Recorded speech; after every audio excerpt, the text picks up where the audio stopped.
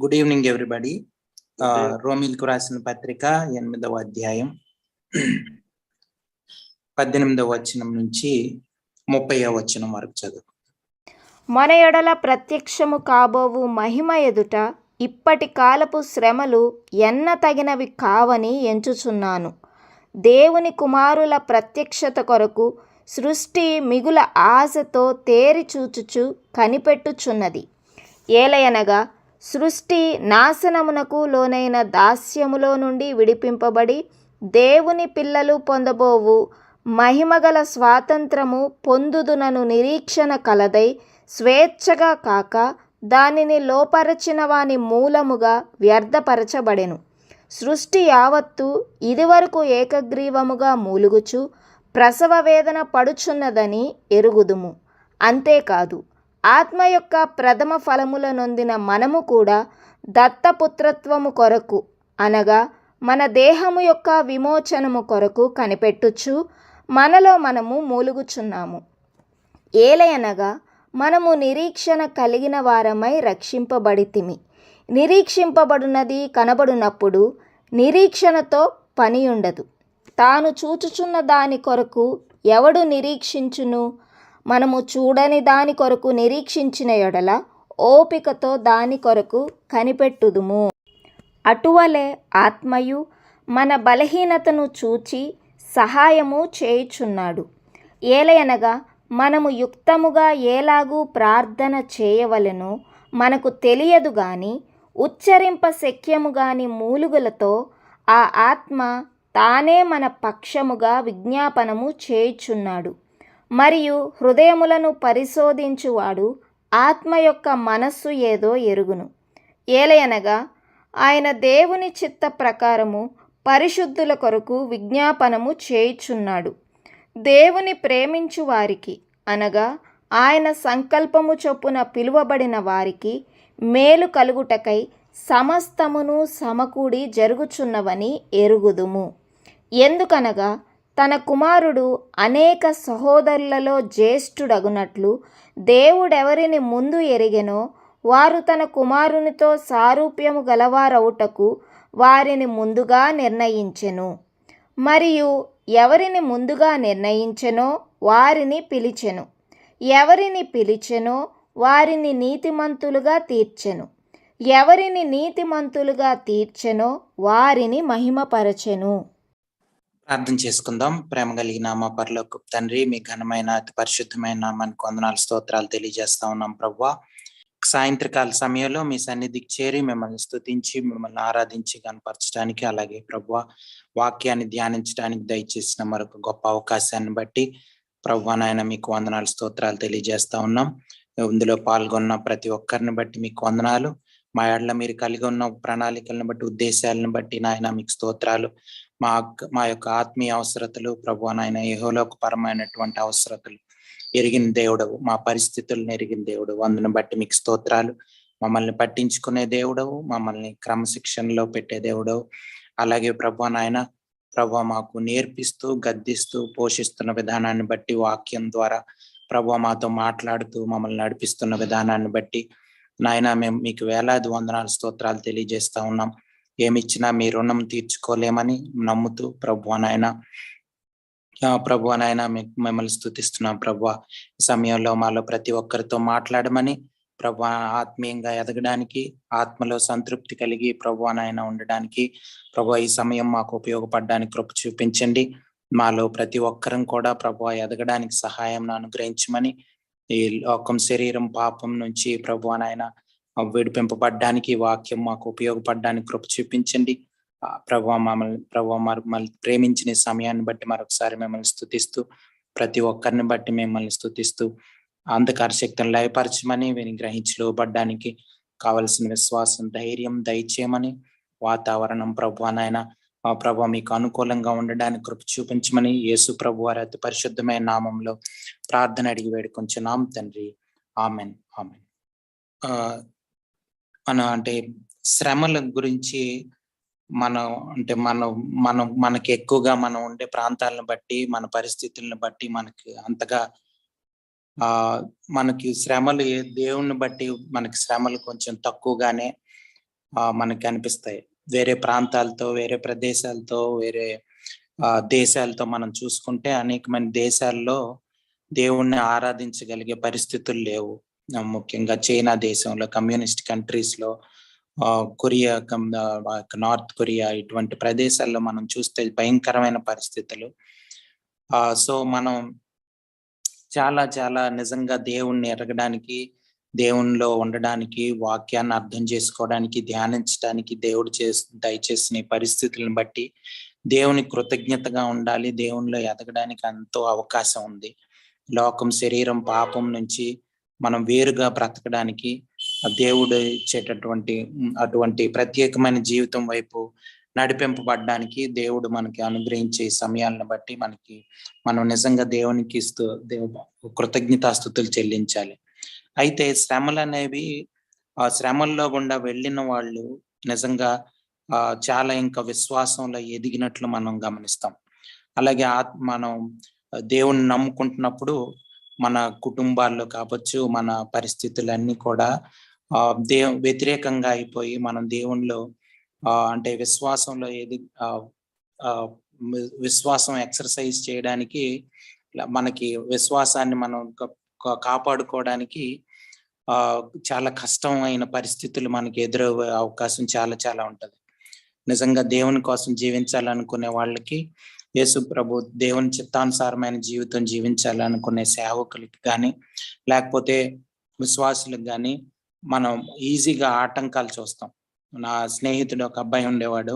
తను హైందవ కుటుంబం నుంచి యేసు ప్రభు వారిని నమ్ముకున్నప్పుడు, తను చాలా చిన్న వయసులో యేసు ప్రభు వారిని నమ్ముకున్నప్పుడు స్టూడెంట్స్ తో, విద్యార్థులు ఆ అబ్బాయికి యేసు ప్రభు వారిని పరిచయం చేసినప్పుడు ఇది నిజమైన మార్గం అని తెలుసుకొని ఆ అబ్బాయి యేసు ప్రభు వారిని నమ్ముకున్నప్పుడు ఇంట్లో వాళ్ళకి ఆ విషయం తెలిసి మా ఇంట్లో ఉండొద్దు అని వాళ్ళు చెప్పేశారు. చెప్పినప్పుడు ఆ అబ్బాయి బయటకు వచ్చేసి ఇంట్లో నుంచి విశ్వాసులైనటువంటి స్నేహితులు అబ్బాయిని వాళ్ళ ఇంట్లో పెట్టుకొని, అలాగా పాపం సరైన బట్టలు లేక, సరైన ఫుడ్ కూడా, కావలసిన ఆహారం తినలేని పరిస్థితి, ఏదైనా కోరుకునే తిండి, లేకపోతే కోరుకునే బట్టలు, ఇవన్నీ లేని పరిస్థితుల్లో కూడా అబ్బాయి చాలా సంతోషంగా దేవునిలో ఉంటూ ఉండే శ్రమలు అనుభవిస్తూ దేవుణ్ణి నిజంగా అంగీకరించాడు. ఆ యొక్క మార్గంలో ఉన్నాడు. సో అలాగే మళ్ళీ ఉద్యోగం వచ్చి మ్యారేజ్ కూడా దేవుని చిత్తానుసారంగా ఒక విశ్వాసి అయినటువంటి అమ్మాయిని మ్యారేజ్ చేసుకొని, అబ్బాయి చాలా చాలా కష్టాలు అనుభవించి దేవుని కోసం అనుభవించినట్లు మేము చూసాం. అలాగే అనేక మంది నిజంగా దేవుని కోసం బ్రతకాలని జీవించే వాళ్ళు చాలా మంది మనకి కనబడతారు. అయితే దేవుని కోసం శ్రమలు అనుభవించడం అన్నది ఒక విధంగా అది ఒక ఆధిక్యతగా మనకి తెలిస్తే, దాని గురించి కానీ, శ్రమల గురించి కానీ తెలిస్తే మనకు కూడా అటువంటి శ్రమల్లో గుండి వెళ్ళాలని అనిపిస్తుంది. పౌలు భక్తుడు కూడా, నేను ఆ యొక్క యేసు ప్రభు వారు అనుభవించినటువంటి అటువంటి ఆ యొక్క శ్రమ నేను కూడా అనుభవించాలని, నాకు ఆ సమాన అనుభవం, మరణంలో ఎటువంటి అనుభవం యేసు ప్రభు వారు పొందారో ఆ అనుభవం నేను కూడా పొందాలి అని పౌలు భక్తుడు కోరుకున్నాడు. ఎందుకంటే అందులో నిజమైన జీవితం, సంతోషం, ఆనందం, నిజమైనటువంటి శక్తి, ఆ యొక్క దైవత్వం, ఇవన్నీ కూడా ఉన్నాయి అందులో. దేవుని మహింపరచబడడం అన్నది దాని ద్వారానే సాధ్యం అవుతుందని పౌలు భక్తుడు తను అర్థం చేసుకున్నాడు.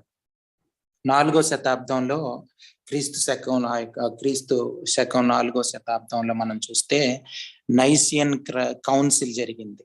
అంటే మనం చూస్తే కొన్ని మెయిన్ లైన్ చర్చెస్ లో, లోథరన్ చర్చి, మెథడిస్ట్ చర్చ్, వీటిల్లో మనం చూస్తే ఆ యొక్క అపోస్తుల ప్రమాణం అని చదువుతారు.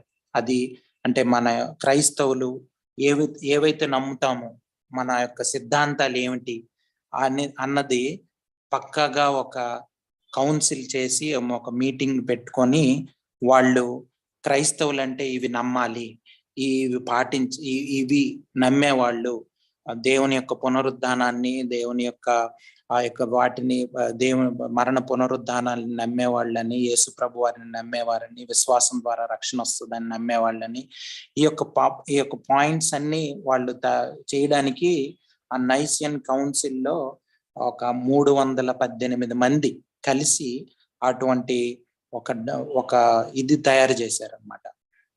మన సిద్ధాంతాల్ని, క్రైస్తవ సిద్ధాంతాల్ని వాళ్ళు తయారు చేశారు. అయితే 318 మందిలో 318 మందికి భయంకరమైన శ్రమలు వచ్చాయి.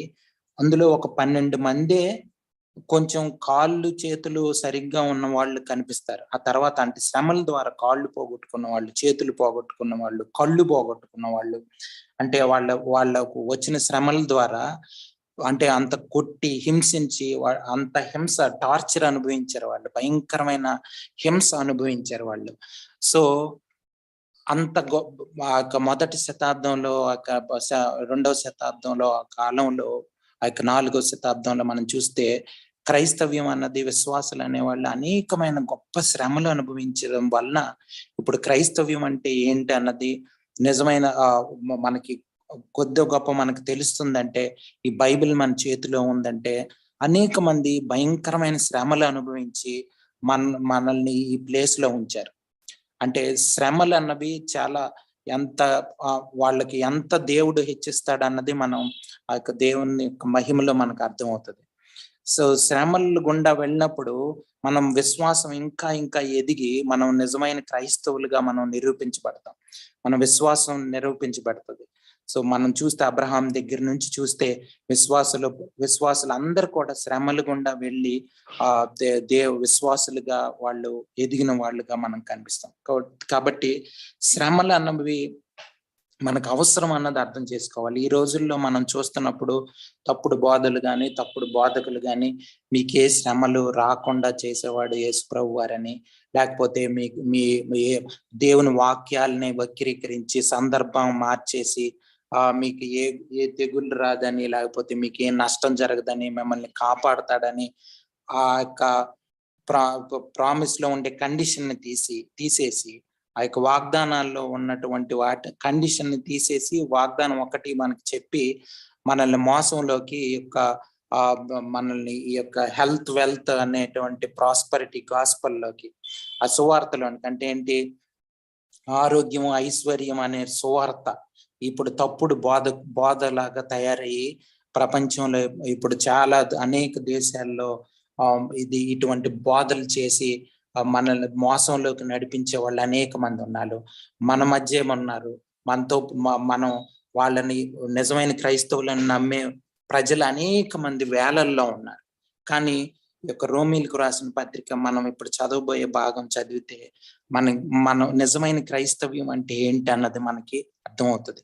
ఈ భాగం చదివి, ఈ రోమీలకు రాసిన పత్రికలో ఇవన్నీ చదివి అనేక మంది నిజమైన క్రైస్తవ జీవితం జీవించారు.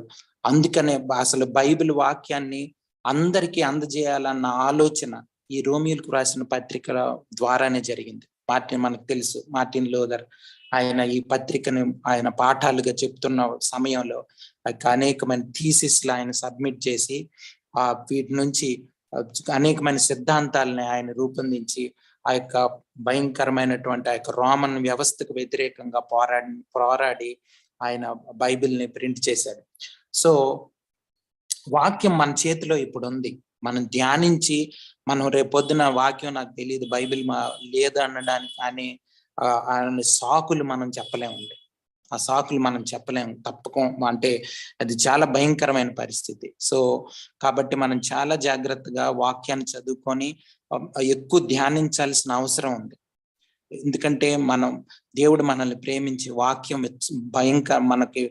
మన చేతుల్లోనే పెట్టారు దేవుడు. కాబట్టి మనం ఎక్కువ ధ్యానిస్తూ మన జీవితాలను కాపాడుకోవాల్సిన అవసరం ఉంది. నిజమైన క్రైస్తవ్యం వైపు మనం నడవాల్సిన అవసరం ఉంది. కాబట్టి మనం కొద్దివారం అయినప్పటికీ దేవుడు మనతో మాట్లాడుతున్నాడంటే కేవలం కారణం ఏంటంటే మనం దేవునిలో ఉండాలి, నిజమైన క్రైస్తవ జీవితం జీవించడానికి తీర్మానించుకోవాలని.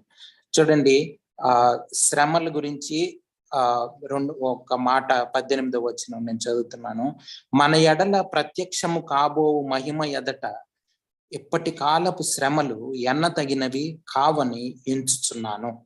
ఇక్కడ 2 మాటలు ఉన్నాయి, శ్రమల గురించి, అలాగే రేపు పొద్దున మనలో ప్రత్యక్షం కాబోయే దేవుని యొక్క మహిమ గురించి 2 మాటలు, మనకి 2 మాటలు కనిపిస్తా ఉన్నాయి.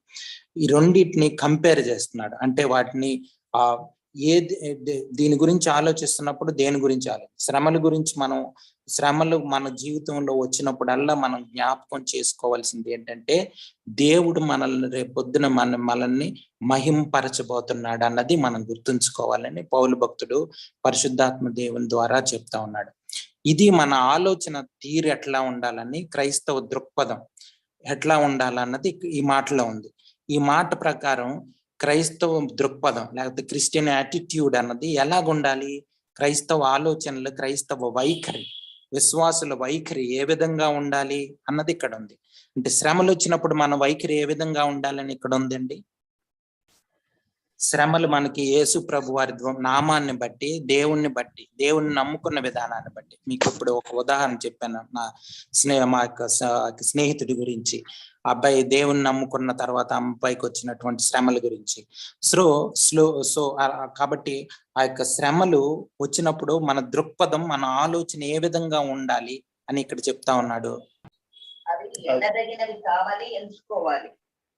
ఎన్నదగినవి అంటే అవి దేన్ని బట్టి మనం ఎన్నదగినవి కావని ఎంచుకోవాలి అంటే, రాబోయే శాశ్వత మహిమను పోల్చుకుంటే చాలా చులకమని పౌలు భావించాడు గనక, అవును, ఆ మహిమ పొందడం కోసం ఇవి చాలా తక్కువ. ఇప్పుడు ఇటువంటి మనసు రావాలంటే, అంటే పొద్దున మనకి కలగబోయే మహిమ గురించి అవగాహన ఉండాలని మనకు తెలుస్తుంది. ఇప్పుడు రేపొద్దున మనకు కలగబోయే ప్రత్యక్షత మహిమ ఎటువంటిది, దీన్ని మనం అంటే ఎలాగ అర్థం చేసుకుంటే మనం శ్రమల్ని తక్కువగా అంచనా వేయగలం, శ్రమల్ని పట్టించుకోకుండా ఉండేంత అలాంటి దృక్పథం మనకి ఎట్లా వస్తుంది? క్రైస్తవ వైఖరి ఏ విధంగా ఉండాలి అంటే, అటువంటి వైఖరిని ఏ విధంగా మనం అలవాటు చేసుకోవాలి, అది ప్రాక్టికల్ గా ఎటువంటి ఆలోచనలతో మనం ఉండాలి క్రైస్తవులంగా, శ్రమలను బట్టి మన వైఖరి ఏ విధంగా ఉండాలి శ్రమల విషయంలో మనం వాటి గురించి మనం బాధపడకూడదు. శ్రమలను మనం ఆహ్వానించాలి. శ్రమ పొంది ఉండటం అది భాగ్యం అని ఎంచుకోవాలి. దేవుని యొక్క మనకి కలగబోయే ప్రత్యక్షత మహిమను దృష్టిలో పెట్టుకున్నప్పుడు, దాని మీద మనం గురి పెట్టుకున్నప్పుడు ఈ శ్రమలను మనం చులకనగా చూస్తాం. అవును, వీటి గురించి మనం లక్ష్య పెట్టం.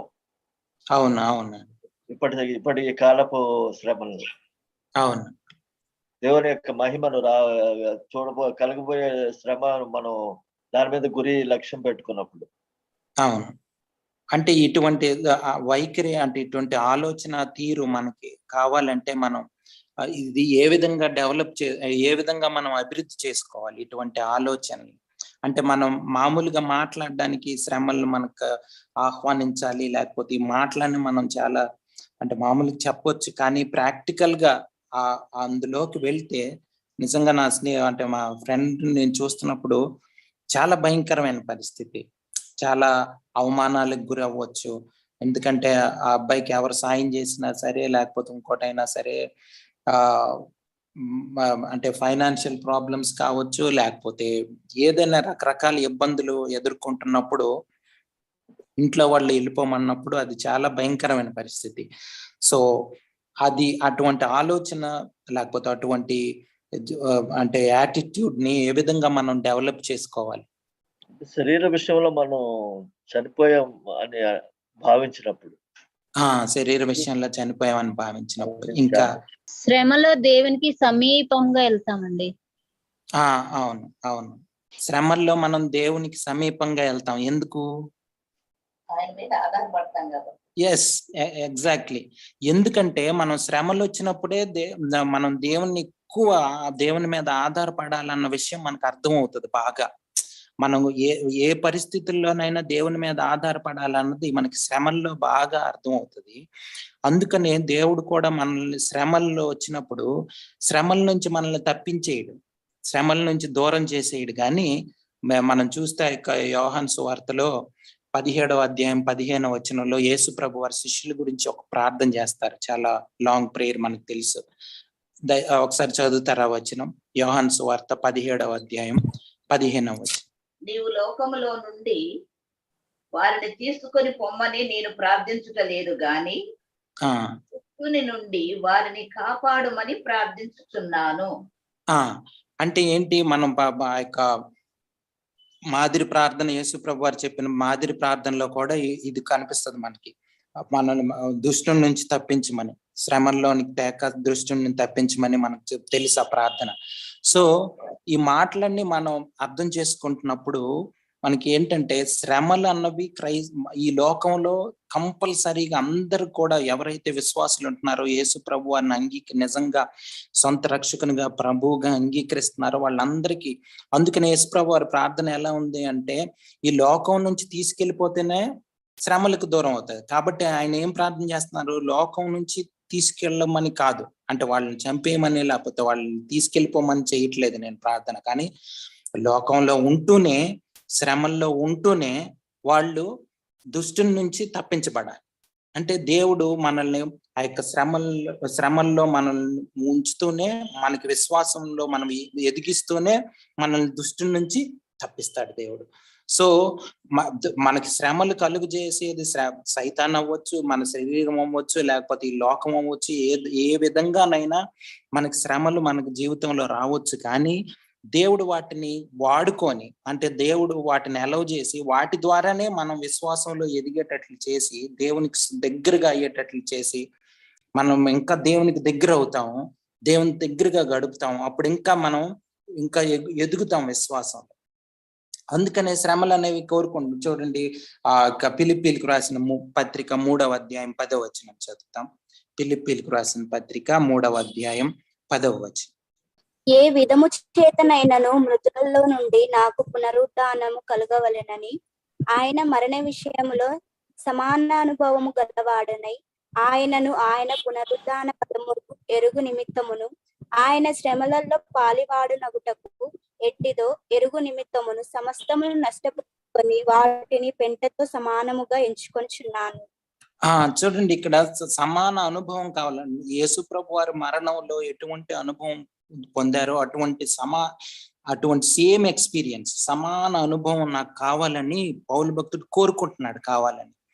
చూడండి, ఈ రోజుల్లో ఉన్న తప్పుడు బోధలకి, మనల్ని మోసం చేసే ఒక భయంకరమైన దేవునికి వ్యతిరేకమైనది, వాక్యానికి వ్యతిరేకమైనటువంటి ఒక బోధ కొన్ని బోధకులు నడుస్తున్నాయంటే ఇవన్నీ కూడా సైతాన్ మనల్ని దేవుడి నుంచి దూరం చేయడానికి. కానీ యేసు ప్రభు వారు మన కోసం ఏం ప్రార్థన చేస్తున్నారు? అందులో గుండా, శ్రమల గుండా వెళ్ళాలని ఆయన కోరుకుంటున్నాడు. వెళ్తూనే దుష్టుని నుంచి తప్పించబడాలని, దేవుని వైపు మనం మార్గం వైపు వెళ్ళాలని దేవుడు కోరుకుంటున్నాడు. ఇది నిజమైనటువంటి క్రైస్తవ జీవితం. ఈ అవగాహన మనం కంపల్సరీ కలిగి ఉండాలండి. ఎందుకంటే మనకి ఇప్పుడు అర్థం కాకపోవచ్చు, అంటే దేవుని యొక్క మహిమని, రేపు మనలో కలగబో యొక్క మహిమ మనకు అర్థం కాకపోవచ్చు. ఇప్పుడు ఎంత ఆలోచించినా సరే మనకు రేపు పొద్దున ఎటువంటి ఆశీర్వాదాలు రాబోతున్నాయి, యేసు ప్రభు వారి యొక్క మహిమ ఏ విధంగా, యేసు ప్రభు వారి లాగా దేవుడు మనల్ని ఎలాగ మహింపరచబోతున్నాడు అన్నది మనకి ఇప్పుడు అర్థం కాకపోవచ్చు. మన ఆలోచనలకి పరిశుద్ధాత్మ దేవుడు మనకి ఒక ప్రత్యక్షత కలుగు చేస్తే తప్ప మనకి అది ఎక్కువగా అర్థం కాకపోవచ్చు. కానీ మనం నిజంగా ఇటువంటి దృక్పథం కలిగి ఉన్నప్పుడు, ఇటువంటి వైఖరి మనం కలిగి ఉన్నప్పుడు, ఇటువంటి యాటిట్యూడ్ మనకు ఉన్నప్పుడు గ్యారంటీగా ఇంకా మనం ఇందులో ఉన్న ఆనందం, సంతోషం తెలుసుకుంటాం. మనం శిష్యుల జీవితాలుగా చూసినప్పుడు, భక్తుల జీవితాలు చూసినప్పుడు మనకు అర్థం అవుతుంది ఎందుకు పౌలు భక్తుడు ఇలాంటి సమాన అనుభవం కావాలని కోరుకుంటున్నాడు, ఎందుకు ఎంత శ్రమలు అనుభవించారు, ఎందుకు వాళ్ళు ఎంత శ్రమలు ఉన్నా సరే అందుకు ఆనందించగలుగుతున్నారు, ఇదేదో అంటే వేరే ప్రత్యేకమైన జీవితం క్రైస్తవ జీవితం అని అటువంటి ఆలోచనలు, అటువంటి ఈ విధానం అలవాటు చేసుకొని మనం దేవునిలో ఎదగాల్సిన అవసరం ఉంది, దేవునికి దగ్గర అవ్వాల్సిన అవసరం ఉంది. ఎందుకంటే చాలా ఈజీగా ఈ రోజుల్లో అయితే చాలా ఈజీగా ప్రజలను మోసం చేస్తున్న అటువంటి భయంకరమైన దేవునికి వ్యతిరేకమైనటువంటి ఆత్మలు ఈ లోకంలో నడుస్తూ ఉన్నాయి, తప్పుడు ఆత్మలు. సో వాటి నుంచి మనం బయటపడి దేవుని వైపు ఆకర్షింపబడాలి, నిజమైన క్రైస్తవ జీవితం వైపు మనం ఆకర్షింపబడాలని దేవుడు కోరుకుంటున్నాడు. అందుకనే మనం పౌలు భక్తుడు చెప్తున్నట్లు ఇటువంటి దేవుడు రేపు పొద్దున మనకి ఇచ్చే మహిమ మనకి ఇప్పుడు అర్థం కాదు. అది మన కళ్ళు ఎలాగుంటాయంటే, ఈ లోకంలో ఏదైనా మంచి బిల్డింగ్ చూసినా, లేకపోతే పెద్ద పెద్ద ఆస్తులు ఐశ్వర్యాలు చేస్తే మన కళ్ళు ఆకర్షింపబడతాయి. కానీ నిజమైన మహిమ వైపు మన కళ్ళు చూడలేవు. కానీ మన ఆత్మీయ నేత్రాలు తెరవబడినప్పుడు, పరిశుద్ధాత్మ దేవుడు మన ఆత్మీయ నేత్రాలు తెరిచినప్పుడు ఇది సాధ్యం. అప్పుడు మనం వీటన్నిటిని, పౌలు భక్తుడు ఏ విధంగా అయితే ఈ లోకంలో ఉన్నటువంటి వాటిని అన్నిటిని పెంటతో సమానంగా ఎంచుకుంటున్నాడో, అతనుకున్న జ్ఞానం కానీ ఈ లోక సంబంధమైనటువంటి వాటిని ప్రతిది కూడా ఆయన ఒక రబ్బిష్ లాగా, పెంటలాగా ఎంచుకుంటున్నాడు. ఎందుకు ఎంచుకుంటున్నాడంటే కారణం ఏంటంటే అది నిజమైన జీవితం కాదు. నిజమైన జీవితం దేవునిలో ఉంది. మనిషి యొక్క నిజమైన ఆనందం, మనిషికి నిజమైన సంతృప్తి దేవునిలో తప్ప ఇంకెక్కడ దొరికే అవకాశం లేదు. అందుకనే మనందరం కూడా ఈ ప్రపంచానికి నిజమైన ఆనందాన్ని, నిజమైన సంతృప్తిని, నిజమైన జీవితాన్ని చూపించాల్సిన బాధ్యత మన మీద ఉంది. మనం ఇటువంటి జీవితం జీవిస్తే అనేక మంది మన ద్వారా ఆకర్షింపబడతారు. శిష్యులు అనేక మందిని ఆకర్షించారు, భక్తులు అనేక మందిని ఆకర్షించగలిగారు. ఇటువంటి జీవితం మిషనరీస్ మన దగ్గరకు వచ్చినప్పుడు వాళ్ళ యొక్క కంఫర్ట్స్ ని, అవన్నీ వాళ్ళ యొక్క సౌకర్యాలన్నిటిని వదులుకొని ఇక్కడికి ఎందుకు వచ్చారంటే ఇటువంటి జీవితాన్ని మనం చూపించాలి, అందరికి తెలియాలి అని వాళ్ళు దేవుని చేత ప్రేరేపించబడి మన దేశానికి కానీ అనేక దేశాలకి, అటవీ ప్రాంతాలకి వెళ్ళి వాళ్ళు ఎందుకు ప్రకటించారంటే దాని వెనుక ఉన్నది ఈ యొక్క జీవితం యొక్క ప్రభావం. ఇది క్రైస్తవ జీవితం అన్నది. మనం ఈ లోకంలో ఈ రోజుల్లో ఏంటంటే అందరూ ఈ లోకానుసారమైన జీవితం వైపు ఆకర్షింపబడి ఆస్తుల ఐశ్వర్యాలు, ఈ రోజుల్లో ఏ ఇద్దరు మాట్లాడుకున్నా మీకు ఎంత ల్యాండ్ ఉంది, మీకు ఎంత ల్యాండ్ ఉంది, లేకపోతే మీకు ఎన్ని ఇల్లులు ఉన్నాయి, మీకు ఎన్ని కార్లు ఉన్నాయి, ఇవే మాటలు తప్ప వేరే మాటలు లేవు. ఈవెన్ విశ్వాసులు అనబడే వాళ్ళు కూడా. కానీ మనం ఇటువంటి మోసంలోకి నడపబడకుండా, అభివృద్ధి అంటే ఈ లోకానుసారమైన అభివృద్ధి అనుకునే రోజుల్లో మనం ఉన్నాం. లేకపోతే లోకానుసారమైన జ్ఞానం అనుకునే లోకం అంటే పరిస్థితుల్లో మనం ఉంటున్నాం. ఇప్పుడు రోజుకి విపరీతమైన మోసం పెరిగిపోతూ, క్రైస్తవ విలువలు తగ్గిపోతూ, భయంకరమైన పరిస్థితుల్లోకి లోకం వెళ్ళిపోతుండగా మనల్ని మనం వీటన్నిటి నుంచి కాపాడుకొని, వీటన్నిటి నుంచి మనం దూరంగా వెళ్ళిపోవాలంటే సంపూర్ణంగా దేవుని మీద ఆధారపడుతూ క్రైస్తవ జీవితాన్ని హత్తుకోవాల్సిన అవసరం ఉంది. సో ఇది మనం నేర్చుకోవాల్సిన అవసరం ఉంది. 19వ వచనం, దేవుని కుమారుల ప్రత్యక్షత కొరకు సృష్టి మిగుల ఆశతో తేరి చూచుచు కనిపెట్టుచున్నది. అయితే మనిషి మాత్రమే కాదు గాని ఇక్కడ ఏం చెప్తున్నారంటే పౌలు భక్తుడు, సృష్టి యావత్తు తేరి చూస్తూ అంటే మనం ఎప్పుడైతే విశ్వాసులందరినీ దేవుడు మహింపరచబడిపోతున్నాడో ఆ యొక్క ఈవెంట్ ని, ఆ యొక్క సమయాన్ని, అది ఏ విధంగా జరగబోతుంది అన్నది సృష్టి మొత్తం ఈ తేరి చూస్తూ ఎప్పుడు జరుగుతుందా ఈ విడుదల అన్నది, ఎప్పుడు ఈ యొక్క విశ్వాసులు మహింపరచబడతారు, ఎప్పుడు నిజమైన విశ్వాసులు అందరూ బయటపడతారు, వీళ్ళందరూ నిజమైన విశ్వాసులు అన్నది ఎప్పుడు తెలుస్తుంది, ఎప్పుడు దేవుడు ప్రత్యక్షపరుస్తాడు, ఎప్పుడు వీళ్ళందరూ మహిమలోకి తీసుకుంటాడు, వీళ్ళందరినీ మహింపరుస్తాడు అన్న దానికోసం కేవలం విశ్వాసులు మాత్రమే కాదు కానీ ప్రపంచం మొత్తం, విశ్వం మొత్తం, లోకంలో దేవదూతలు, లేకపోతే ఈ సృష్టి యావత్తు కూడా, ఈ లోకంలో ఉన్నటువంటి ప్రతి చెట్టు, ప్రతి జంతువు, ప్రతి ఒక్కరు కూడా ఎదురు చూస్తా ఉన్నారు అన్నది ఇక్కడ చెప్తా ఉన్నాడు.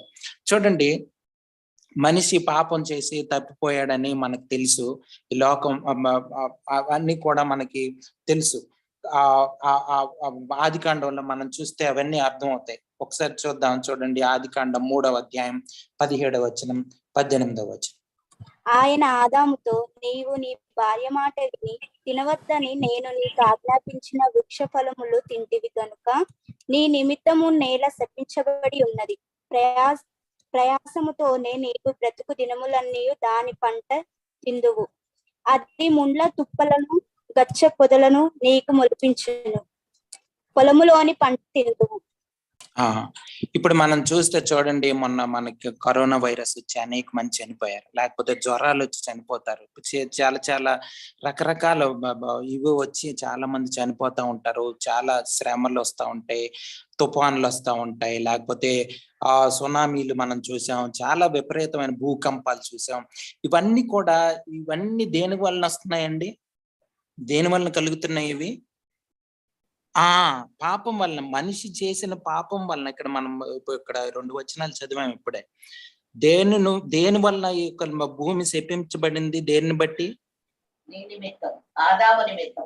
ఆదాము. మనం చేసిన పాపం వలన. పాపం ఎంత భయంకరమైనది, ఎంత పవర్ఫుల్ అన్నది ఇప్పుడు మనం అర్థం చేసుకోవాలి. మన వలన ఈ సృష్టి మొత్తం శాపానికి గురైంది. ఇది మనం అర్థం చేసుకోవాలండి. ఒకవేళ శాపంగా లేకపోతే నిజంగా ఏ విధంగా అసలు ఈ సృష్టి ఉండాలి? అసలు దేవుని రాజ్యంలో ఏ విధంగా ఉంటది? కొన్ని వచనాలు మనం చదువుదాం. యెషయా గ్రంథం 11వ అధ్యాయం 6 నుంచి 9 వరకు చదువుదాం. యెషయా గ్రంథం 11వ అధ్యాయం 6వ వచనం నుంచి 9వ వచనం వరకు. తోడేలు గొర్రెపిల్ల యొద్ద వాసము చేయును, చిరుతపులి మేకపిల్ల యొద్ద పండుకొనును. దూడయు కొదమసింహమును పెంచబడిన కోడెయు కూడుకొనగా బాలుడు వాటిని తోలును. ఆవులు ఎలుగులు కూడి మేయును, వాటి పిల్లలు ఒక్కచోటనే పండుకొనును. ఎద్దు మేయునట్లు సింహము గడ్డి మేయును. పాలు కుడుచు పిల్ల నాగుపాము పుట్ట యొద్ద ఆట్లాడును. మిడినాగు పుట్ట మీద పాలు విడిచిన పిల్ల తన చెయ్యి చాచును. నా పరిశుద్ధ పర్వతమందంతటను ఏ మృగమును హాని చేయదు, నాశము చేయదు. సముద్రము జలముతో నిండియున్నట్టు లోకము యెహోవాను గూర్చిన జ్ఞానముతో నిండియున్నది.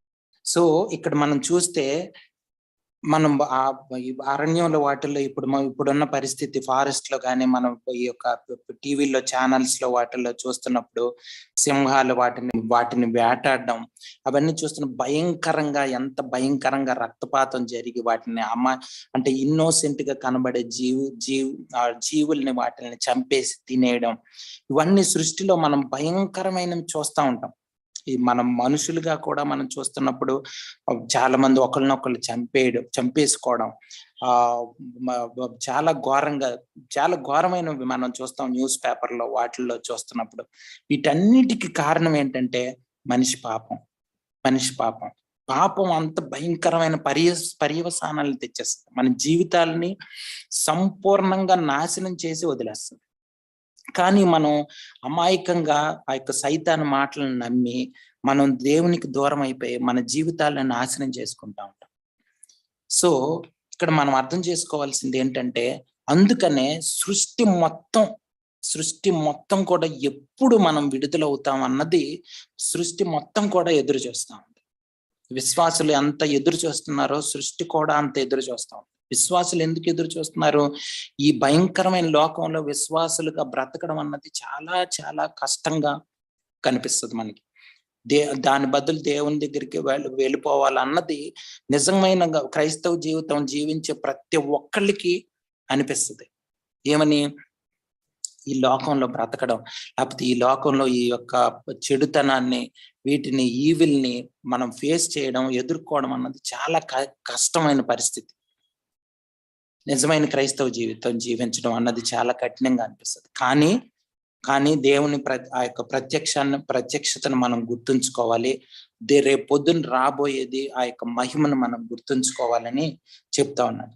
ఒకసారి కొరింథీయులకు రాసిన పత్రిక 2వ కొరింథీయులకు రాసిన పత్రిక 4వ అధ్యాయం 16 నుంచి 18 వరకు చదువుదాం. కావున మేము అధైర్యపడము. మా బాహ్య పురుషుడు కృశించుచున్నను, ఆంతర్య పురుషుడు దినదినము నూతనపరచబడుచున్నాడు. మేము దృశ్యమైన వాటిని చూడక అదృశ్యమైన వాటినే నిదానించి చూచుచున్నాము గనుక క్షణమాత్రముండు మా చులకని శ్రమ మా కొరకు అంతకంతకు ఎక్కువగా నిత్యమైన మహిమ భారమును కలుగజేయుచున్నది. ఏలయనగా దృశ్యమైనవి అనిత్యములు, అదృశ్యమైనవి నిత్యములు. సో ఇక్కడ మనం చూస్తే ఆయన అదృశ్యమైన వాటి కోసం మేము చూస్తున్నాము, అందుకనే మీ ఈ యొక్క శ్రమల్ని ఏమీ పట్టించుకోవట్లేదని పౌలు భక్తుడు కొరింథీ సంఘానికి చెప్తా ఉన్నాడు. సో శ్రమలు అన్నవి మనం ఆహ్వానించి మనం ఇంకా విశ్వాసాలుగా ఎదగడానికి ఉపయోగపడుతుంది. దాన్ని మనం గ్రహించి వాటిని ఎదుర్కోవాల్సిన అవసరం ఉంది. అది రేపు పొద్దున రాబోయే మహిమ అన్నది అంత గొప్పది. కొలసీలకు రాసిన పత్రిక 3వ అధ్యాయం 4వ వచనం చదువుతారా? కొలసీలకు రాసిన పత్రిక 3వ అధ్యాయం 4వ వచనం. మనకు జీవమై ఉన్న క్రీస్తు ప్రత్యక్షమైనప్పుడు మీరును ఆయనతో కూడా మహిమయందు ప్రత్యక్షపరచబడుదురు. చూడండి, దేవుని రాకడలో యేసు ప్రభు వారు వచ్చినప్పుడు మనం కూడా ఆయన పునరుద్ధానం పొంది మనం తిరిగి లేచి ఆయనతో కూడా మనం ఉంటాం అన్నది. అది చాలా గొప్పదండి. అది నిజంగా సరిగ్గా మనకు అర్థమైతే ఈ లోకంలో ఈ తుచ్చమైన వాటికి, తాత్కాలికమైన ఆనందాలకి, వాటికి లొంగం. ఐశ్వర్యానికి లేకపోతే ఈ లోకంలో ఉన్నటువంటి వాటికి కానీ మనం అస్సలు లొంగం. మనం ఇటువంటి క్రైస్తవ జీవితాన్ని మనం అలవాటు చేసుకోవాలి. 2వ తెస్సలోనికీయులకు రాసిన పత్రిక 2వ అధ్యాయం 14వ వచనం. మీరు ఇలాగున రక్షింపబడి మన ప్రభువైన యేసుక్రీస్తు యొక్క మహిమను పొందవలెనని ఆయన మా సువార్త వలన మిమ్మును పిలిచెను. చూడండి, మనల్ని దేవుడు పిలుచుకున్నది దేనికంటే మనం మహింపరచబడాలన్నది దేవుని యొక్క చిత్తం, దేవుని యొక్క ఉద్దేశం. మనం పాపానికి, ఈ లోకాశలకి, లోకపు తలంపులకి, వాటికి లొంగిపోకుండా దేవుని మహిమలో మనం ఉండాలన్నది దేవుడు. అందుకనే మనల్ని పిలుచుకున్నాడు. రక్షింపబడిన ప్రతి ఒక్కరూ మనం గుర్తుంచుకోవాల్సింది ఏంటంటే మనం రేపొద్దున దేవుని మహిమలో ఉండాలన్నది. అప్పుడు ఈ లోకానుసారమైనటువంటి ప్రతిదీ కూడా మనకి ఏ మాత్రం మనల్ని ఆకర్షింపలేదు. ఏ శోధన మనల్ని జయించలేదు. అది మనం గుర్తుపెట్టుకొని మన జీవితాలని సరిగ్గా మరల్చుకోవాల్సిన అవసరం ఉంది. దేవుని చిత్తానుసారమైన జీవితం జీవించడానికి తీర్మానించుకోవాల్సిన అవసరం ఉంది. మనమే కాదు, సృష్టి మొత్తం కూడా ఆ యొక్క విడుదల కోసం, ఆ యొక్క ఆ యొక్క ప్రత్యక్షత కోసం ఎదురు చూస్తుంది. ఆ రోజు రాబోతుంది, మనం అందులో ఉండబోతున్నాం అన్నది మనం ఎప్పుడు కూడా మర్చిపోకూడదు క్రైస్తవులంగా. ఏలయనగా 20వ వచనం చదువుతున్నాను. సృష్టి నాశనమునకు లోనై దాస్యములో నుండి విడిపింపబడి దేవుని పిల్లలు పొందబో మహిమ గల స్వాతంత్ర్యం పొందుతున్నను నిరీక్షణ గలదై స్వేచ్ఛగా కాక దాని లోపరిచిన వాని మూలముగా వ్యర్థపరచబడెను. చూడండి, దేవుని పిల్లలు పొందబో మహిమ గల స్వాతంత్ర్యం పొందిన నిరీక్షణ గలదై. ఎవరు? సృష్టి. అదంతా కూడా అటువంటి హోప్. ఇదంతా క్రైస్తవ నిరీక్షణ గురించి మనం ఈ హోప్ మనకు ఉండాలి. క్రైస్తవ నిరీక్షణ మనకి కలిగి ఉండాలి. స్వేచ్ఛగా దానికి లోపరిచిన వాని మూలంగా వ్యర్థపరచబడను. సృష్టి యావత్తు ఇది వరకు ఏకగ్రీవంగా మూలుగుచు ప్రసవేదన పడుచున్నదని ఎరుగుదుము. చూడండి, సృష్టిని గురించి, ఆ సృష్టి ఏ విధంగా ఎదురు చేస్తుంది అన్న దాని గురించి ఇక్కడ మనం చూస్తా ఉన్నాం. అయితే ఇక్కడ ఏ విధంగా ఎటువంటి వేదన పడుతున్నది అన్నది ఒక కంపారిజన్ చూపించారు. ఇక్కడ ఎటువంటి వేదన పడుతుందండి సృష్టి? ప్రసవ వేదన. కరెక్ట్. సృష్టి మొత్తం ఒక ప్రసవ వేదన లాగా. అంటే శ్రమలు, ఈ లోకంలో ఉన్నటువంటి శ్రమలు, బాధలు, ఇవన్నీ కూడా ఒక ప్రసవ వేదనలతో పౌలు భక్తుడు పరిశుద్ధాత్మ దేవుని ద్వారా పోలుస్తా ఉన్నాడు. అయితే ఎందుకు ఇటువంటి ప్రసవ వేదనతో పోలుస్తున్నాడు? ఎందుకు అయి ఉండొచ్చు? ఒకటేంటంటే ప్రసవ వేదన అనేది చాలా భయంకరమైన బాధ. చాలా భయంకరంగా చూడండి, చాలా మంది పాత రోజుల్లో ఈ ఎనస్థీషియా అవి లేని రోజుల్లో ఈ మత్తు ఇవ్వడం, లేకపోతే ఈ సర్జరీలు అవి లేని రోజుల్లో చూస్తే చాలా భయంకరంగా వాళ్ళు కొంతమంది బాధపడతా ఉంటారు, బాధపడి చాలా పెద్ద పెద్ద కేకలు వేస్తారు. మనకు తెలుసు ఆ స్త్రీలకు బాగా, అంటే ఎవరైతే స్త్రీలు పెద్దవాళ్ళు ఉన్నారో వాళ్ళకి తెలుసు, వాళ్ళు అనుభవించారు. కాబట్టి ఇది చాలా భయంకరమైన వేదన. ప్రసవ వేదన అన్నది నిజంగా, వేదన అన్న పదం చాలా భయంకరమైన శ్రమ మనకి, అంటే బాధ తెలుస్తూ ఉంటది. ఇంకా ఎందుకై ఉండొచ్చు, ప్రసవ వేదంతో ఎందుకు పోలుస్తూ ఉండొచ్చు? ఒకటి, భయంకరమైన వేదంతో కూడుకున్నది దేవుని కోసం శ్రమలు అనుభవించడం అన్నది. రెండవది, ఇంకా ఏమన్నా కారణం అయి ఉండొచ్చా? ఆత్మల రక్షణ. అంటే ఈ సృష్టి లేకపోతే ఈ శ్రమలు అన్నవి ప్రసవ వేదంతో పోల్చడం అన్నది ఒకటి అంటే శ్రమ చాలా భయంకరమైన పెయిన్ కాబట్టి దాంతో పౌలు భక్తుడు పోల్చాడు. ఇంకా దేని విషయం ఈ ప్రసవ వేదంతో పోల్చి ఉండొచ్చు? ఇంకా ఎవరైనా ఏమన్నా చెప్పగలరా? ప్రసవ వేదన గురించి ఎందుకు పోల్చి ఉండొచ్చు? ఒకటి, భయంకరమైన శ్రమ గురించి, ఎందుకంటే ప్రసవ వేదన అన్నది చాలా చాలా పెయిన్ తో కూడుకున్నది. ఇంకా దేని గురించి అయినా అయి ఉండొచ్చా? ప్రసవ వేదన గురించి ఎందుకు పోల్చి ఉండొచ్చు అని. అంటే మనకి పౌలు భక్తుడు ఇక్కడ ఈ మాటలన్నీ మనకు చెప్తున్నప్పుడు, మనం శ్రమలు అన్నవి కంపల్సరీగా క్రైస్తవ జీవితంలో ఉంటాయని చెప్తూ, వాటిని మనం ఆహ్వానించాలని చెప్తూ, వాటి గురించి మనల్ని ప్రిపేర్ చేస్తున్నాడు. అంటే శ్రమలు అన్నవి వచ్చినప్పుడు మనం ధైర్యంగా ఎదుర్కోవాలన్నది ఇక్కడ సందర్భం. ధైర్యంగా దేవుని మీద ఆధారపడుతూ, ఇంకా వచ్చినప్పుడు మనం సంతోషంగా, ఇంకా మనం విశ్వాసంలో ఎదుగుతామన్న దృక్పథం కలిగి ఉండడం, అటువంటి వైఖరి కలిగి ఉండడం. మనమే కాదు, సృష్టి మొత్తం కూడా దేవుని ప్రత్యక్షత గురించి వెయిట్ చేస్తా ఉంది. దేవుని ప్రత్యక్షత గురించి ఆలోచించాలి శ్రమలు వచ్చినప్పుడు అన్నది దేవుడు రేపొద్దున మనకిచ్చే మహిమ, మనల్ని మహిమపరిచే ఆ యొక్క సంఘటనలను మనం గుర్తు చేసుకోవాలన్నది ఇక్కడ ముఖ్యంగా. అయితే ఇక్కడ ఈ మాటలు మనం చూస్తున్నప్పుడు యొక్క ప్రసవ వేదనతో పౌలు భక్తుడు యొక్క మాటల్ని ప్రసవ వేదనతో పోల్చాడు శ్రమల్ని, ఇప్పుడున్న శ్రమల్ని. ఒకటి ఏంటంటే, ప్రసవ వేదన మనకు తెలుసు చాలా చాలా చాలా పెయిన్ తో కూడుకున్నది, బాధతో, నొప్పితో కూడుకున్నది. కాబట్టి మన శ్రమలు కూడా చాలా భయంకరమైనవని మనం అర్థం చేసుకోవాలి. రెండోది ఏంటంటే, చూడండి, ప్రసవ వేదన అన్నది ఎంతకాలం ఉంటదండి? ఎంత సమయం ఉంటది? కొన్ని గంటలు ఉంటది, అంతే. కొంత సమయం, మహా అయితే ఫ్యూ అవర్స్, లేకపోతే ఇంకా అంత తక్కువ అయి ఉండొచ్చు, లేకపోతే కొంచెం ఎక్కువ అయి ఉండొచ్చు. అంతేగాని తాత్కాలికమైనది, ఇది టెంపరీ.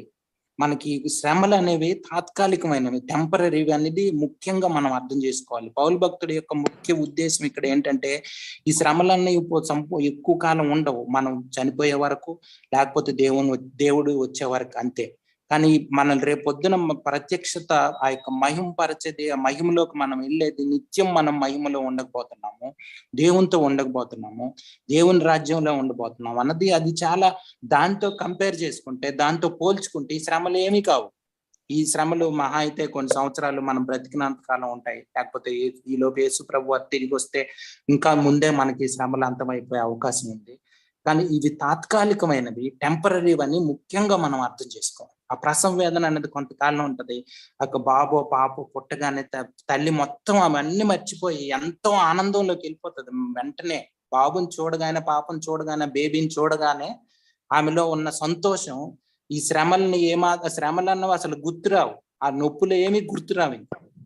ఎప్పుడైతే ఆ యొక్క బేబీని చూసిందో తల్లి, చిన్న బాబుని పాపను చూడగానే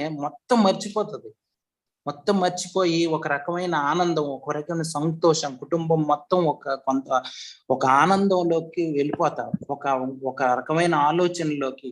ఆ ఆలోచనలన్నీ ఆ యొక్క చిన్న బాబు పాప చుట్టే తిరుగుతూ ఉంటాయి. వాళ్ళని చూస్తుంటారు, చిన్న చిన్న కాళ్ళు, చిన్న చిన్న చేతులు, అవన్నీ చూస్తూ ఉంటారు. ఆ యొక్క ఆనందం, ఆ అనుభూతి వేరేగా ఉంటుంది. అది మనం ఎంత చెప్పినా అర్థం కాదు. కాబట్టి దేవుడు రేపొద్దున మనకు కలగబోయే మహిమ అన్నది, అది మనం ఊహించలేము. అంత గొప్ప మహిమలోకి విశ్వాసులు అనబడే వాళ్ళు నడిపించబోతున్నారు అన్నది, అది చాలా గొప్ప సంఘటన. అది సృష్టి మొత్తం దానికోసం దానికోసం నిరీక్షణిస్తా ఉంది. సో క్రైస్తవ నిరీక్షణ, క్రైస్తవం యొక్క గొప్ప జీవితం, ఈ కొన్ని మాటల్లోనే పౌలు భక్తుడు ఎంతో క్రైస్తవ జీవితాన్ని ఇక్కడ మన ముందు ఆ యొక్క రోమా సంఘాల ముందు ఉంచుతా ఉన్నాడు. సో వీటన్నిటిని మనం అర్థం చేసుకుంటున్నప్పుడు, ఈ ప్రసవ వేదన మనకు చూస్తున్నప్పుడు ఇది టెంపరరీ, ఇది చాలా తాత్కాలికమైనది, ఎంతో కాలం ఉండేది కాదని మనం అర్థం చేసుకొని ఆ మహిమను గుర్తు చేసుకుంటూ మన జీవితాన్ని ఆ నిరీక్షణతో మనం కొనసాగించాల్సిన అవసరం ఉంది. సో చూడండి, సృష్టి కేవలం పాపం బట్టి, మనం చేసిన పాపాన్ని బట్టి సృష్టి అంతా నా యొక్క శాపానికి గురైపోయింది. అవన్నీ విడుదల పొందాల్సిన అవసరం ఉంది. కరప్షన్ గురైపోయింది. అవన్నీ కూడా విమోచింపబడాల్సిన అవసరం ఉంది. అవి విమోచింపబడతాయి. అది ఎంతో కాలం అది లేదు. సో మనం అటువంటి జీవితం వైపు మనం నడిపించబడాలని, దేవుని మీద ఆధారపడేటువంటి గొప్ప జీవితాన్ని మనం మన హృదయాల్లోకి తీసుకోవాలని, మన మనస్సులు వాటి వైపు త్రిప్పుకోవాలని దేవుడి సాయంత్రకాల సమయంలో మనందరినీ కోరుకుంటా ఉన్నాడు. సృష్టి యావత్తు కూడా ఏలయనగా చూడండి 23వ వచనం నుంచి చదువుతున్నాను. అంతేకాదు ఆత్మ యొక్క ప్రథమ ఫలముల నొందిన మనము కూడా దత్తపుత్రత్వము కొరకు, అనగా మన దేహము యొక్క విమోచనం కొరకు కనిపెట్టుచు మనలో మనం మూలుగుచున్నాం. చూడండి, మనం కూడా విశ్వాసులు అయినప్పటికీ, మనం దేవుణ్ణి నమ్ముకున్నప్పటికీ, విశ్వాసుల గురించి 23వ వచనంలో పౌలు భక్తుడు చెప్తున్నాడు, మనకు కూడా విడుదల కావాలి. విశ్వాసులమై దేవుణ్ణి నమ్ముకున్నా మనకు కూడా విడుదల కావాలి. దేని నుంచి విడుదల కావాలి మనకి? 23వ వచనం ప్రకారం దేని విమోచనం కొరకు? దేహం యొక్క విమోచనం కొరకు. అంటే మన శరీరం, మనం ఏంటంటే ప్రతి శోధనకి ఆకర్షింపబడిపోద్ది. మన శరీరం తిండి చూస్తే ఆకర్షింపబడిపోతుంది. మనకి హాని చేసే తిండిని, మనకి ఏదైతే హాని చేస్తుందో అటువంటి తిండి వైపు ఆకర్షింపబడుతుంది. మనకి ఏదైతే హాని చేస్తుందో అటువంటి పాపం వైపు, అటువంటి కామము, మోహము, లేకపోతే రకరకాల భయంకరమైన వాటి కోసం అందులో ఉండే ఆనందం గొప్పదని అనుకుంటది. మన శరీరం ఏమనుకుంటది అంటే పాపం చేస్తే వచ్చే ఆనందం చాలా గొప్పదని అనుకుంటది.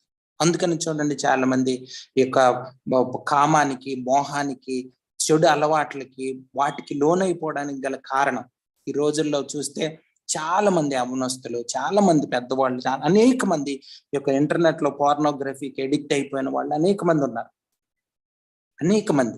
చాలా మంది సఫర్ అవుతున్నారు వీటి వలన. కానీ చాలా మంది బయటపడకపోవచ్చు, కొంతమంది బయటపడవచ్చు. కానీ చాలా భయంకరమైన అవి అంటే వాటికి ఆకర్షించబడేది మన శరీరం.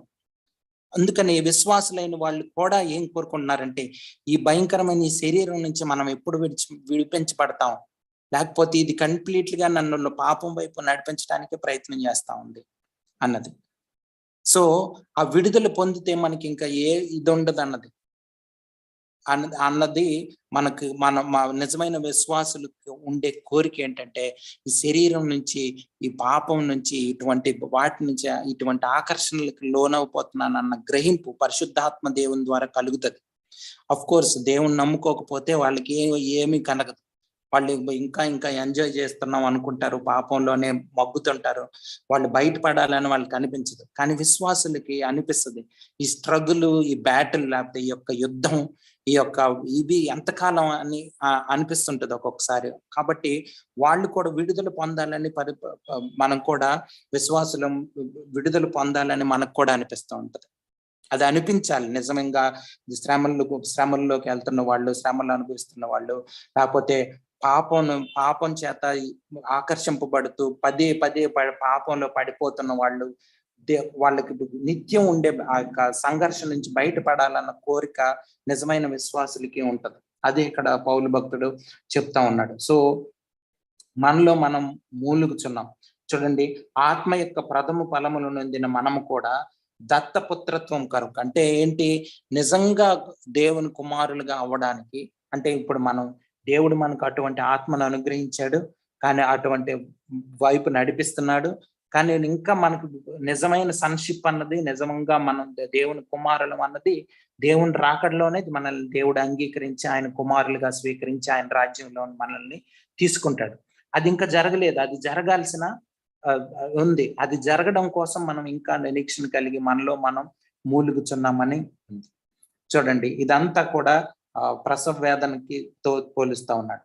24వ వచనం, ఎలయనగా మనం నిరీక్షణ కలిగిన వారమై రక్షింపబడితిమి. నిరీక్షింపబడినది కనబడినప్పుడు నిరీక్షణతో పని ఉండదు, తాను చూచుచున్న దాని కొరకు ఎవడు నిరీక్షించును.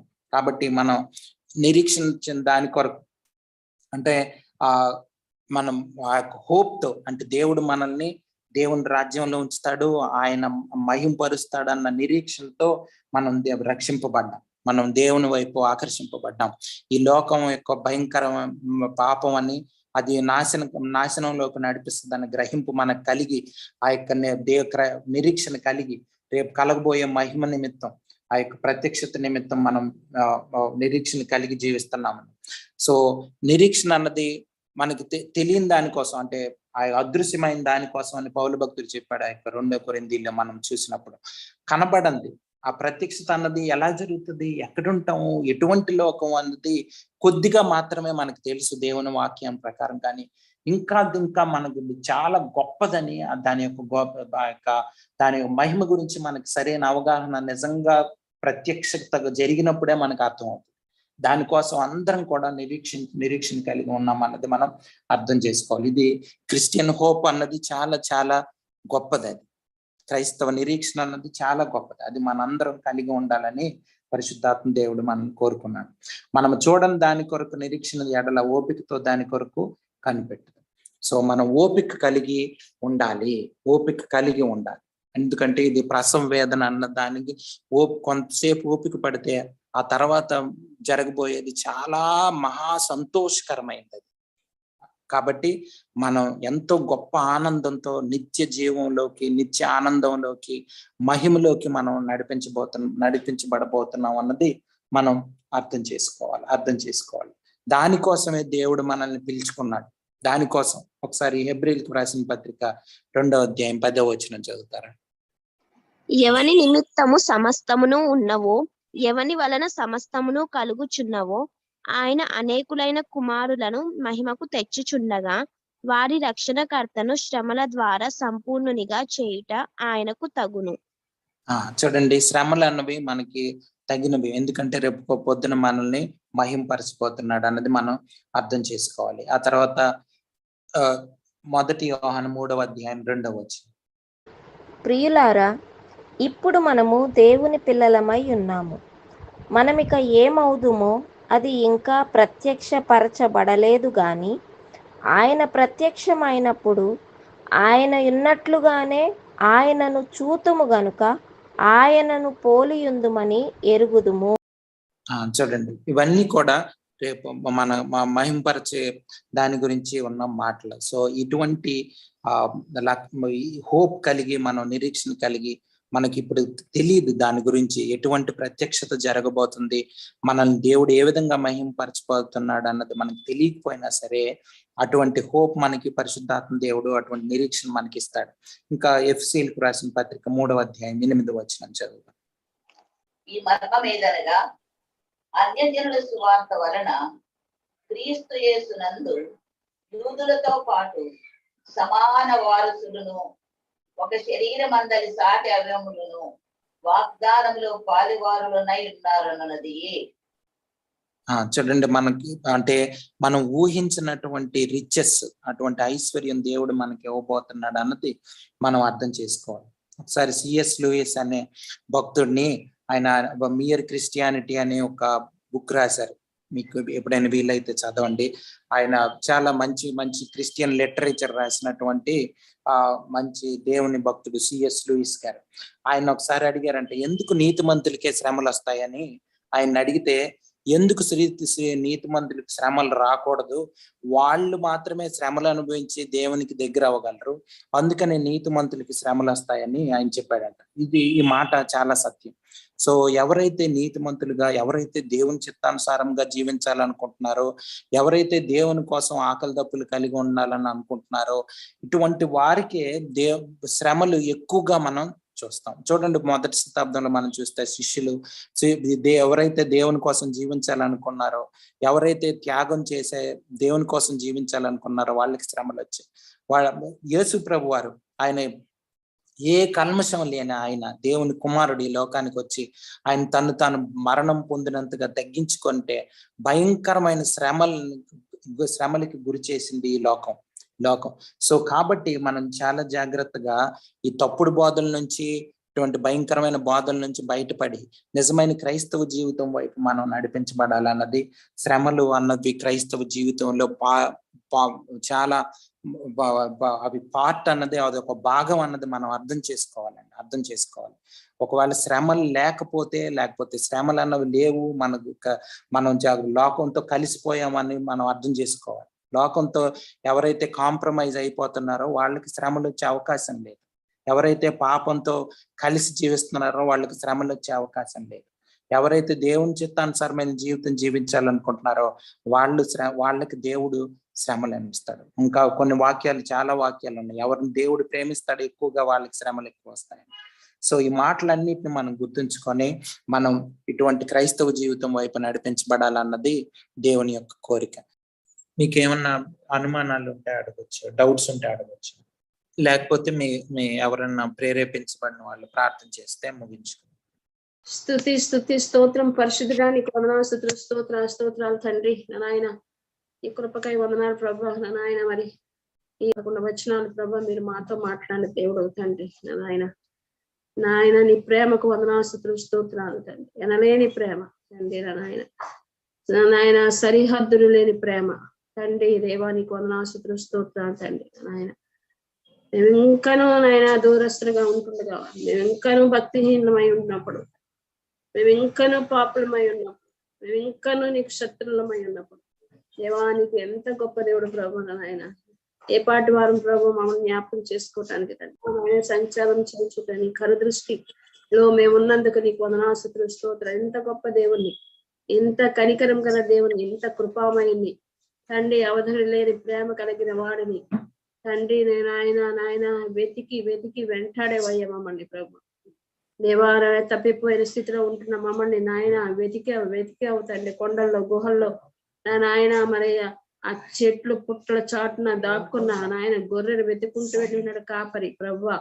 అటువంటి నాయన నా స్థితిలో మేము ఉంటున్నప్పుడు ప్రభు నాయన మీరు మమ్మల్ని వెతికారయ్యా, పట్టుకున్నావు తండ్రి. నీకు వందనాలు, స్తోత్రాలు తండ్రి. దేవునితో సమాధాన పరచటానికి ప్రభా నాయన కుమారుడుగా ఈ లోకానికి వచ్చి తండ్రి నాయన అయాసిలో మరణం పొందినంతగా తగ్గించుకుని దేవార నాయన రిక్తునిగా వచ్చావు ప్రభు. అన్ని విడిచిపెట్టి, మహిమని విడిచిపెట్టి ప్రభు నాయన దాసుని స్వరూపాన్ని ధరించుకుని ఈ లోకానికి వచ్చింటున్న వేసయ్య. ఎంత గొప్ప దేవుడు ప్రభా. నీకు వందనాలు, స్తోత్రాలు తెలుసుకున్నాం తండ్రి. నాయన అయ్యా ఎందుకని ప్రభా నీ ద్వారానే ప్రభా నాయన మరి తండ్రి ప్రభా మరి తండ్రి అయిన దేవుని అందు మేము అతిశయిస్తుంటున్నాం తండ్రి. కుమారుని ద్వారా తండ్రి మాకు సమాధాన స్థితి, కుమారుని ద్వారా నాయన రక్షించబడటము నాయన మరి దేవాల నాయన. అంతేకాదు ప్రభా నాయన మీరు జీవించుట చేత ప్రభా నాయన మేము రక్షించబడుతున్నాం నాయన. నువ్వు మరణించుట చేత నాయన, అంతేకాదు ప్రభా తిరిగి లేచి పునరుద్ధారణమై జీవించుట చేత రక్షణ.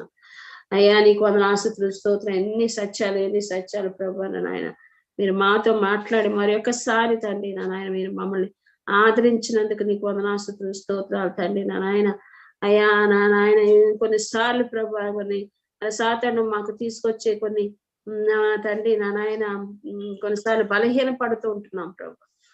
అయ్యా మరి బలహీన స్థితిలో తండ్రి నాయన మరి గందరగోళ స్థితిలో, లోకం ప్రపంచ గందరగోళ స్థితిలో మేము కొన్ని నాయన ప్రతికూల పరిస్థితుల్లో ఉన్నప్పుడు మీరు మాకు ఇచ్చే మరి ఇటువంటి ధైర్యం కలిగిన మాటను బట్టి వందనాలు, స్తోత్రాలు. ఒక నిశ్చేత ప్రభా మీరు మాకు ఇచ్చి ఉంటున్నారు ప్రభా. ఆయన తండ్రి ప్రభా నాయన యేసయ్య మాకున్నాడు తండ్రి. నాయన మరి క్రీస్తు ప్రభునందు మీరు మాకు ఇచ్చిన తండ్రి గొప్ప నిరీక్షణ బట్టి నీకు వందనాలు, స్తోత్రాలు ప్రభా. ఇంకా మా పట్ల నువ్వు కలిగిన సహనాన్ని బట్టి, దీర్ఘశాంతాన్ని బట్టి వందనాలు, స్తోత్రం.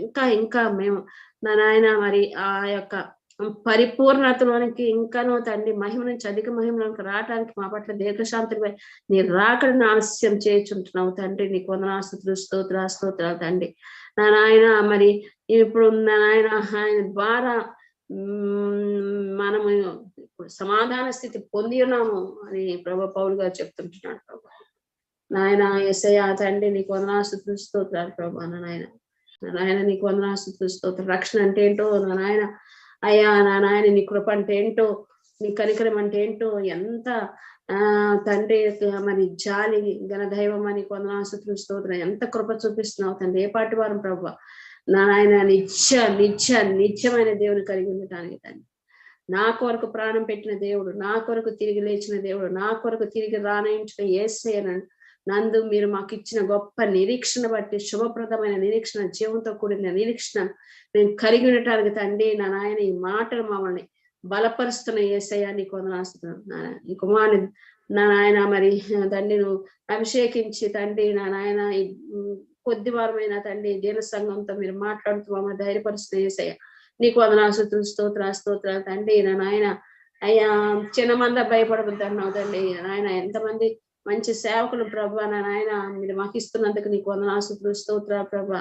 అయ్యా పొందుకొని మేము నా నాయన బలపట్టాను సహాయం చేతండి. విన్న ప్రతి బిడ్డ ఈ మాటలు తిరిగి మననం చేసుకుని యేసే నందు సంతోషించటానికి, యేసే నందు తండ్రి బలపడటానికి, ఆయన తద్వారా ఘనత మహిమ ప్రతి విషయంలోనూ నీకే తెచ్చేవారుగా ఉండటానికి నా నాయన ఎట్టి పరిస్థితుల్లోనూ తొడగకుండా బెనకకుండా ప్రభు కష్టమైన నష్టమైన నాయన మరణమైన జీవమైన తండ్రి ఉన్నా లేకపోయినా యేసు నందు సంతోషించి, క్రీస్తు నందు ప్రభు నాయన ఉత్సహించి సంతోషించి బలపడి ముందుకు సాగే తండ్రి నాయన కృపను మాకు చూపించబడుతున్నాం నాయన చిన్న మందకు చూపించండి యేసయ్య.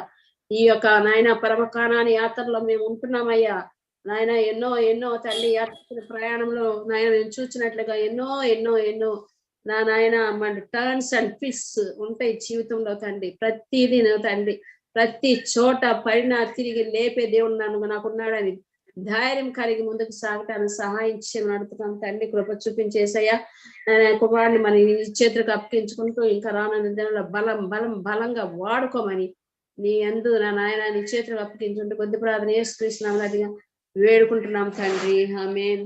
ఆమేన్.